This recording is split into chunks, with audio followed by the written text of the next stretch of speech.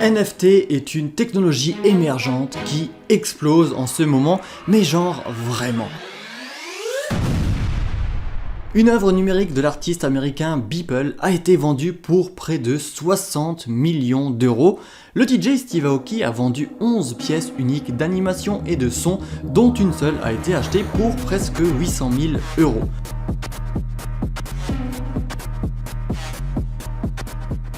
La chanteuse Grimes, la femme d'Elon Musk, a vendu pour plus de 5 millions d'euros de clips artistiques.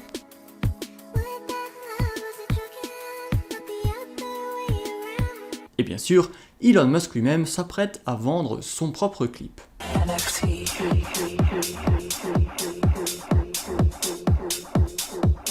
En fait, non, finalement, il veut pas le vendre, mais ça change assez vite avec Elon Musk. Et toutes ces œuvres sont totalement virtuelles.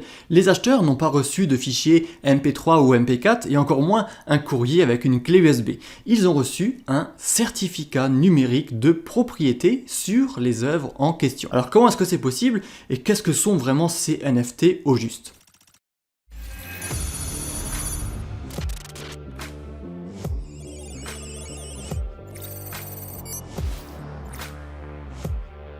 NFT ou NFT en anglais vient de Non-Fungible Token qui signifie en français un jeton non fongible.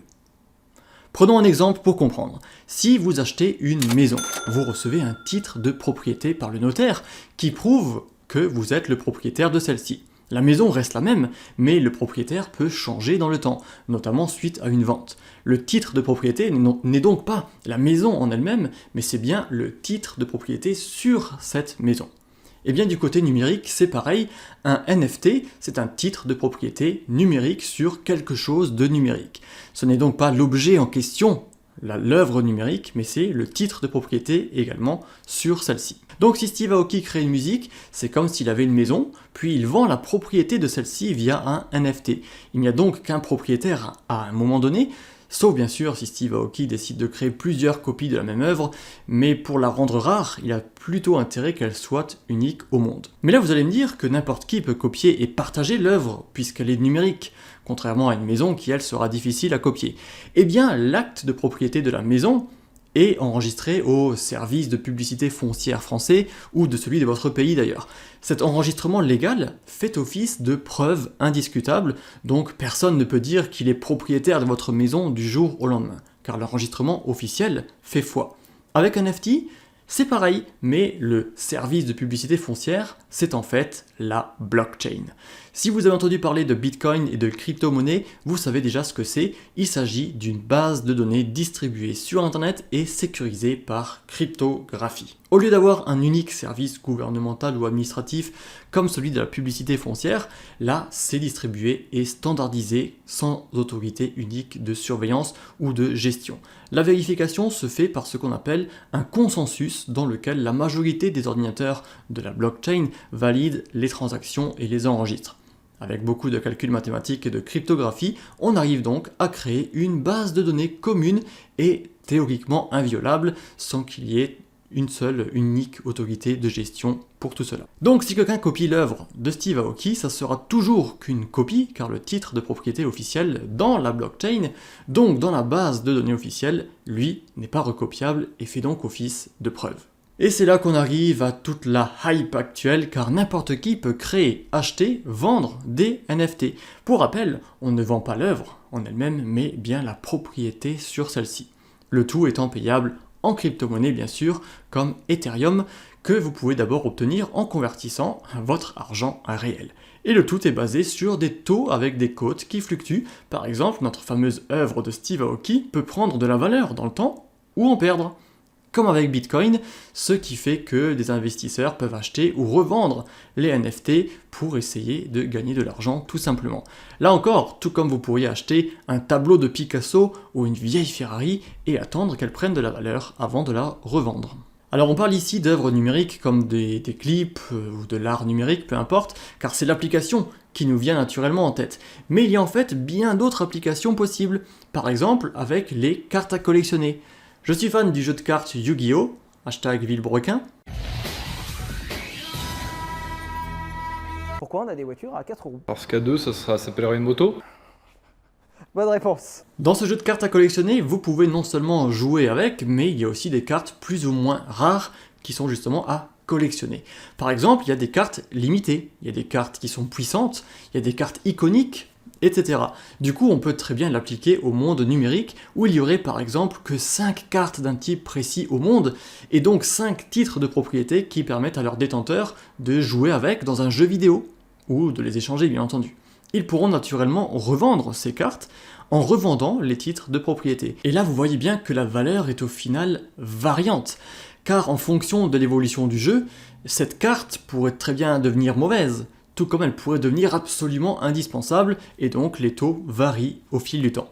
Les NFT ne sont pas tout récents en fait, ça a commencé il y a quelques années avec les CryptoKitties, qui étaient simplement des dessins de divers chats en série plus ou moins limitée et avec des propriétés données que les gens achètent et revendent désormais, parfois à prix d'or. Là il y en a un mignon par exemple à 17$.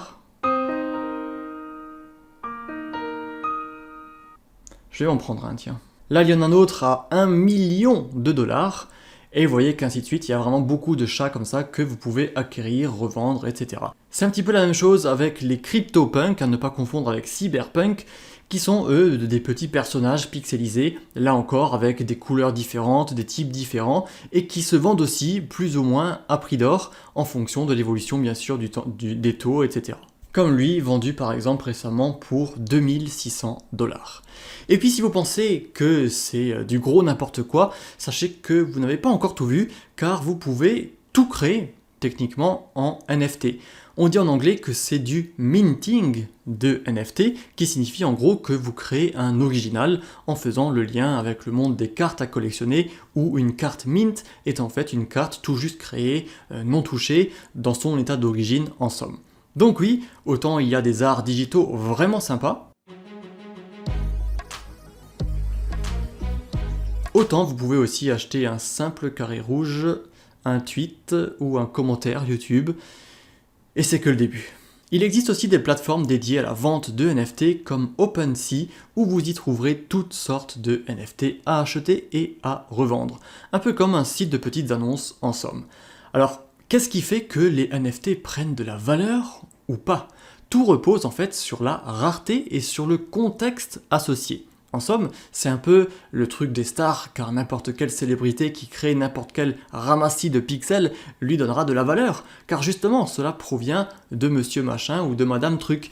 Et ensuite, la revente est naturellement facilitée. Si vous achetez une Clio par exemple sur Le Bon Coin à Monsieur Tout le Monde, elle n'aura pas la même valeur que si vous achetez la Clio de Elon Musk puisqu'on parle de lui.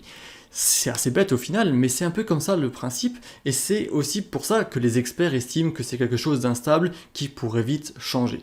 Imaginons par exemple que la dite célébrité commence à créer un nouveau clip numérique chaque mois, avec un titre NFT bien sûr, et bien chacun des clips passés va perdre de la valeur, car il suffit d'attendre le prochain clip pour se le procurer, et en fait ce qui est rare et cher, et donc c'est cette création même abusée de rareté qui crée en fait cette valeur. Enfin, et c'est un gros point sur lequel personne ne parle encore vraiment, les droits d'auteur ou copyrights sont malmenés avec les NFT.